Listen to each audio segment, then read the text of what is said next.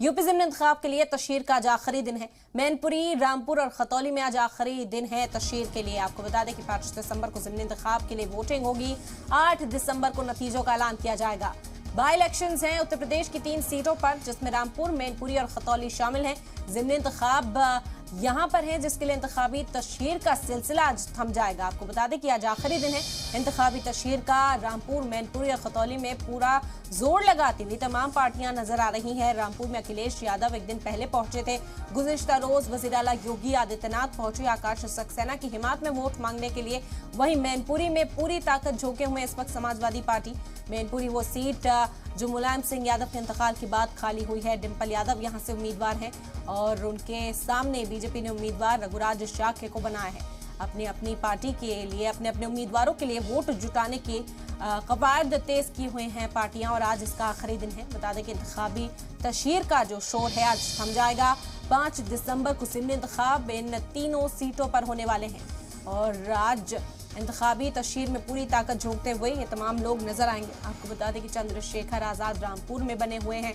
वहीं अखिलेश यादव भी रामपुर पहुंचे थे, जहां पर हिमायत की गई आसिम रजा की, समाजवादी पार्टी के उम्मीदवार हैं। इसके अलावा रामपुर में आकाश सक्सेना बीजेपी के उम्मीदवार हैं, जिनकी हिमायत में वोट मांगने के लिए कई मरकजी वजीर वहां पहुंचे।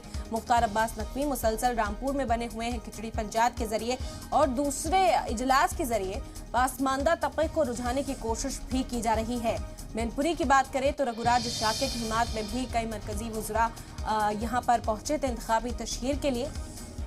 इसके अलावा उत्तर प्रदेश के डिप्टी सीएम भी मुसलसल हिमायत की अपील करते हुए दिखाई दिए। अखिलेश यादव समाजवादी पार्टी की ओर से मोर्चा संभाले हैं। शिवपाल यादव डिंपल यादव की हिमायत में वोट करने की अपील करते हुए दिखाई दे रहे हैं। वहीं अगर खतौली की बात करें तो वहां पर भी इंतखाबी शोर सुनाई दे रहा था, लेकिन आज इस इंतखाबी मुहिम का शोर थमने वाला है। आज आखिरी दिन है और उम्मीद यही जाहिर की जा रही है कि आज भी जो सियासी पार्टियां हैं पूरी ताकत के साथ मुहिम में हिस्सा लेती हुई नजर आएंगी। इस इंतखाबी मुहिम में पूरी ताकत झोंकी जाएगी। रामपुर, खतौली और मैनपुरी ये 3 सीटें जिन पर मुकाबला बेहद अहम है। बता दें कि मैनपुरी और रामपुर पर सभी की निगाहें टिकी हैं क्योंकि समाजवादी पार्टी की साख की लड़ाई है।